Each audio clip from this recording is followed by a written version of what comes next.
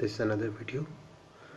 In this video I am going to ask you what you can do better, or can you do something new, or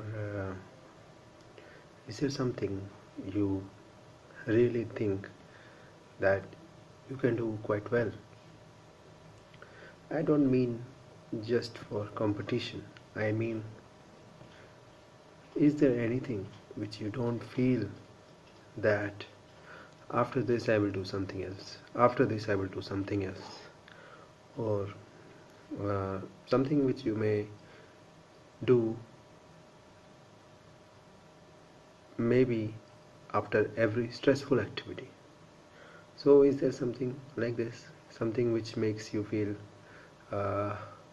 wow, life is so beautiful?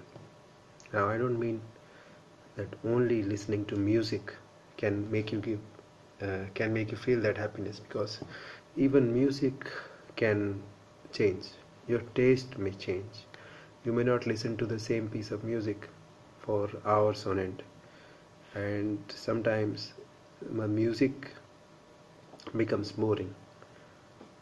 But usually if you don't like something, I am not sure, but most probably you will still not like it in the future. So can you think of something really interesting? I know it is a little tough for you to imagine, because there are so many things which we like, and just thinking of one thing in particular may not have that effect which I want you to have.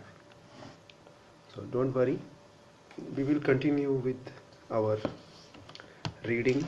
We were reading about the Roman humanism. So in this we will hear on another way of Roman humanism, because Roman humanism was a very important movement in the history of mankind, and that movement, we can get an idea about what the importance of that movement if we understand that many people were illiterate at that time, and not just in the sense of not educated, but they were illiterate in the sense that everything was being controlled by a supernatural power like God, and that way anything before that period was just, and there was an extreme action if it was not understood. But in the humanist period, things started to take a moderate turn. Everything was looked at in a, we can say, a scientific spirit. So let's see what was the main perception in that period. So I am not going to discuss more. I will just read two pages only from this Paolo Cortesi's rehabilitation of Giovanni Pico della Mirandola. The interpretation of the thought and personality of Giovanni Pico della Mirandola perplexed Renaissance thinkers as much as it has modern scholars. However, Pico's contemporaries were more concerned with explaining away Pico's condemnation by Pope Innocent VIII for heretically suspect views expressed in his 900 conclusions meant for public debate. So there is a footnote here, and the footnote says, the bull of condemnation can be found in Giovanni Pico della Mirandola's De Hominis Dignitate, Heptad Plus, De Ante et Uno, edited by Eugenio Garin, in Florence, 1942. On the disputation in context, see Giovanni di Napoli, Giovanni di Pico della Mirandola, e la problematica dottrinale del suo tempo.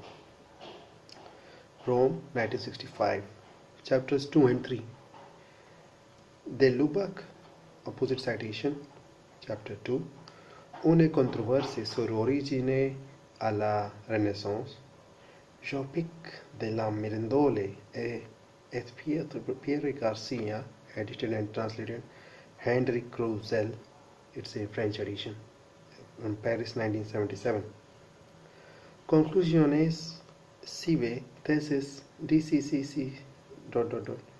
edited and introduced by Bohdan Kieskowski, Geneva, 1973. And on this edition, see the criticisms of José V. de Pina Martins. Jopic de la Mirandola, un portrait inconnu de la humaniste. Una edición très rare de ses conclusions. Paris, 1976. So, although Alexander, in general, modern writers have been more interested in discussing the famous so-called Oration on the Dignity of Man, which was to introduce the debate than with the theses themselves. Although Alexander VI did revoke the censure and thereby cleared Pico of all suspicion of heresy, still his last years were lived under the cloud of official disfavor, a situation not helped by his association with Girolamo Savonarola in Florence. The condemnation on this, the relationship between Savonarola and Mirandola, there is a footnote. Paolo Rocca, Giovanni Pico della Mirandola nei suoi rapporti di amicizia con Girolamo Savonarola, Ferrara, 1964. Okay, so the condemnation, together with a use of esoteric knowledge not appreciated by all, resulted in a selective reading and interpretation of Pico's writings by his friends and admirers. The most significant contribution to this process of interpretation was Gian Francesco Pico della Mirandola, 1469 to 1533, Giovanni's nephew. Although the two men were close, Gian Francesco became disillusioned with his uncle's search for truth by integrating a wide variety of human sciences, especially esoteric ones. By the time he came to write his uncle's biography, Gian Francesco had rejected this major syncretistic element in Giovanni's thought and emphasized the purely religious and spiritual concerns of his later life in Florence. In treating the condemnation, Gian Francesco used two important arguments in defending his uncle. The first maintained that Pico's youth and intoxication with his own learning led to excessive pride and the desire to exhibit his knowledge publicly. The second accused Pico's enemies in Rome, never named but obviously understood as the scholastic theologians who attacked him, of preventing him from explaining his theories and thereby causing his condemnation. With these arguments, Gian Francesco hoped that he had cleared Pico from all suggestion of heresy and made him a fitting model for those engaged in the search for religious peace. Yet even Gian Francesco's careful defense did not satisfy everyone. Thomas More, who, like many English humanists, displayed a great respect for Pico,